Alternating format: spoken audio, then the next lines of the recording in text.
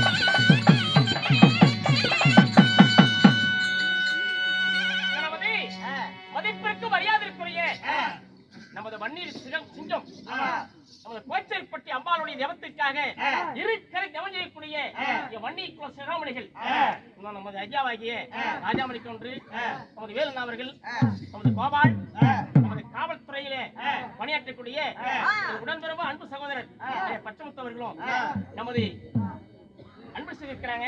அடிமைகளும் அன்னையுடைய கணக்கின் பார்வினால் மழை போல் கஷ்டம் வந்தாலும் வழிமோலை விலகி பட்டி பெருகி பால்பான பொங்கி அளவோடு இருக்க இந்த பச்சையம்மன் இந்த அமாவாசை புண்ணிய நல்லா அல்ல மார்கழி திங்கள்ல அம்பாவை வேண்டுகிறோம். நாம அர்ப்பணம்.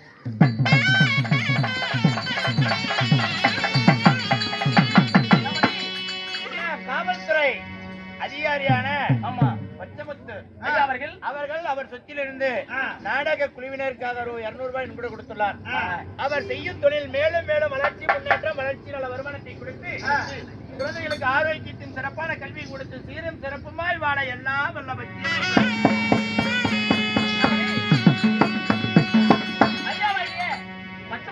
குலதெய்வம். ஆமா ஒரு 4 மாதத்துக்கு முன்பு இதே இடத்துல வேடஞ்சலி நாடகத்தை விட்டாரு. இன்று வருகிற காப்பு கட்டணு இதே இடத்துல அஜும் டவுஸ் நாடகம் நமது சேர்ந்த ராஜா அவர்கள் சொல்லிட்டு போயிட்டாரு. இந்த இடத்துல காப்பு கட்டணு டவுஸ் நாடகம் மார்கழி மாதம் கடைசி தேதியில் காப்பு கட்டண அன்னைக்கு அஜும் டவுஸ் நாடகம் இதே இடத்துல இருந்தாலும் நமது கலைஞர்களை உலகமெல்லாம் அனுபவிக்கூடிய இந்த பச்சைமனுடைய ஆலயத்துக்கு முன்பதாக யூடியூப் சேனல் செல்வன் அவர்கள் நம்மை விளையாட்டுக்கு போன் பண்ணி கேட்கிறார். எப்ப பச்சைமன் கோயில் நடத்திருக்கிற நாடகம் ஆயா மேல எல்லாம் கேக்குது, அவர் குலதெய்வம்னு கேட்டாரு. அவருக்கு இந்த நேரத்துல நன்றி தெரிவித்து கொள்கிறோம். நாம் அர்ப்பணம். ஒரு பொது அறிவிப்பு. எப்படி 1/1/2025 அன்று பச்சையம்மன் கோவிலில் ஆண்டு விழா திருவிழா நடைபெற உள்ளது. ஆமா, வருடம் நடைபெற்றுக் கொண்டே வருகிறது. இந்த வருடமும் ஆண்டு விழா திருவிழாவானது சிறப்பான முறையில் நடைபெறுகிறது.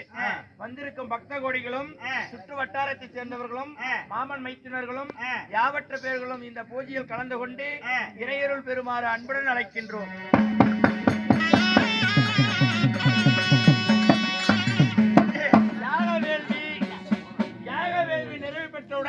சிறப்பான முறையில் அன்னதானம் நடைபெறும் என்பதையும் அன்புடன் தெரிவித்துக் கொள்கின்றோம்.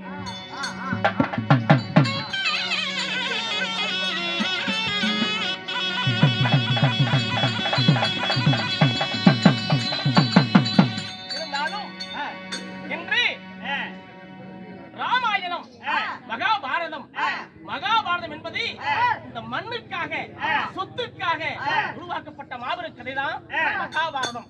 ஒரு சாதாரண சீதை பெண்ணுக்காக உருவானது ராமாயண காவியம். ராமாயண காவியத்தில் இன்று வாலி முக்தி மோசம், ராமாயணத்திலே வாலிக்கு முக்தி மோசம், மகாபாரதத்துல கர்ண மோசம். இந்த நாடகமும் சிறப்பான நாடகம். நாடகத்தில் இருந்தாலும் அன்னையாகியே அந்த பச்சையம்மன் அம்பாள் மேல் ஓம் சக்தி